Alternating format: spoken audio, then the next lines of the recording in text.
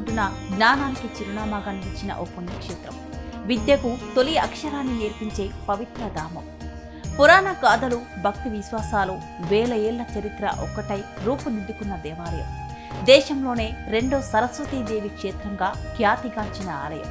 అక్షరాభ్యాసం కోసం దేశం నలుమూలల నుంచి భక్తులను ఆకర్షిస్తూ నిత్యం ఆధ్యాత్మిక వెలుగులతో అలరారుతోంది. ఆ ఆలయం ఎక్కడుంది? ప్రత్యేకతలు, విశేషాలేంటో ఇప్పుడు చూద్దాం.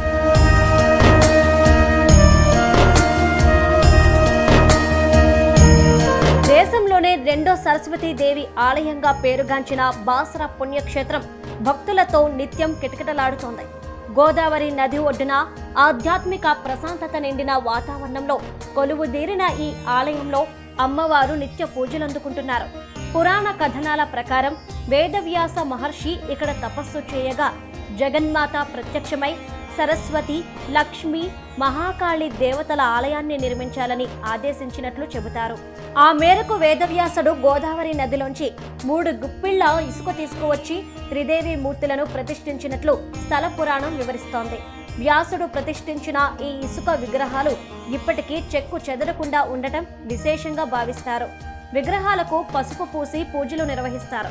ఆ పసుపును బండారిగా భక్తులకు ప్రసాదంగా అందజేస్తారు. ఈ ప్రసాదం వల్ల విద్య, విజ్ఞానం లభిస్తుందని భక్తుల విశ్వాసం.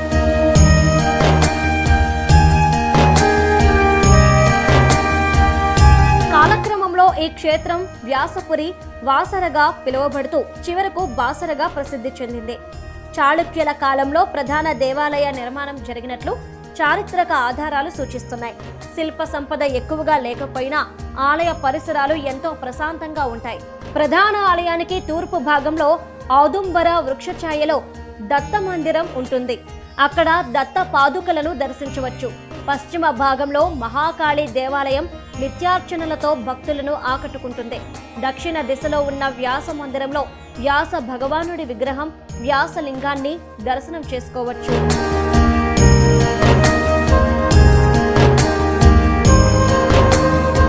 వాల్మీకి మహర్షి ఇక్కడ సరస్వతీదేవి విగ్రహాన్ని ప్రతిష్ఠించి రామాయణం రచించినట్లు మరో ప్రతీతి ఉంది.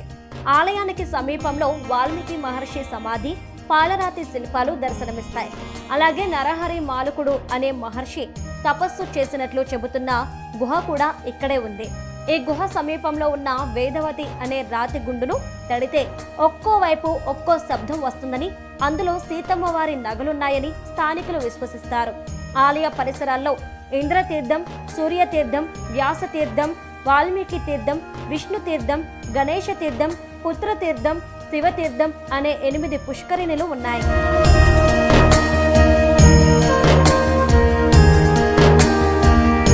బాసర సరస్వతి ఆలయం అక్షరాభ్యాసానికి ప్రసిద్ధి చెందింది. బాల బాలికలకు తొలి అక్షరాలు నేర్పించేందుకు తల్లిదండ్రులు ఎంతో ప్రాధాన్యమిస్తారు. ఆలయ ప్రాంగణంలోని ప్రత్యేక మండపంలో అక్షరాభ్యాస పూజలు నిర్వహిస్తారు.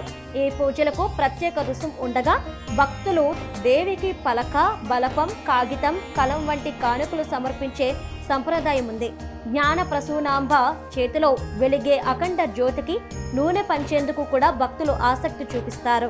నిత్యం కేశఖండన, ఉపనయనం, వివాహాలు, భజనలు వంటి కార్యక్రమాలు కొనసాగుతుంటాయి.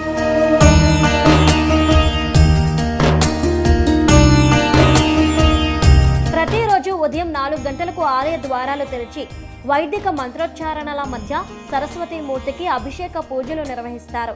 ఉదయం 7:30 నుంచి సాయంత్రం 6:30 వరకు అక్షరాభ్యాస పూజలు, సర్వదర్శనాలు జరుగుతాయి. ప్రదోష పూజలు, మహాహారతి అనంతరం రాత్రి ఆలయం మూసివేస్తారు.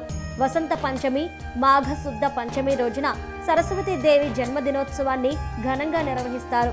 నవరాత్రుల సందర్భంగా ఆశ్వయుజ శుద్ధ పాడ్యమి నుంచి నవమి వరకు 64 ఉపచారాలతో వైభవోపేత పూజలు, చండీ హోమం, పల్లకి సేవలు నిర్వహిస్తారు.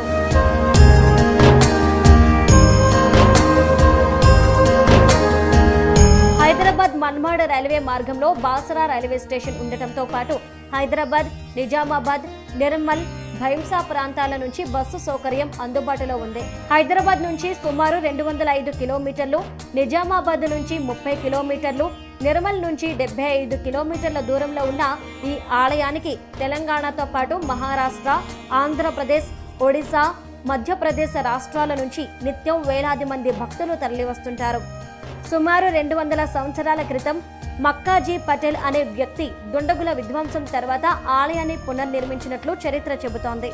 భక్తుల విశ్వాసం, చారిత్రక ప్రాముఖ్యత, ఆధ్యాత్మిక ప్రశాంతతతో బాసర సరస్వతి ఆలయం నేటికి విద్యార్థులు, భక్తులకు అపూర్వమైన పుణ్యక్షేత్రంగా వెలుగొందుతోంది.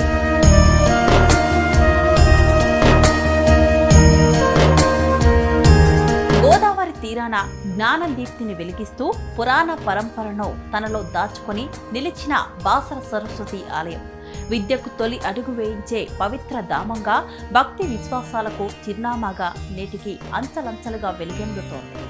అక్షరాల ఆరాధన నుంచి అమ్మవారి ఆశీస్సుల వరకు ప్రతిక్షణం దైవ సాన్నిధ్యాన్ని అనుభూతిపరిచే ఈ పుణ్యక్షేత్రం తరతరాల భక్తుల హృదయాల్లో జ్ఞాన సరస్వతిగా చిరస్థాయిగా నిలిచిపోతుంది.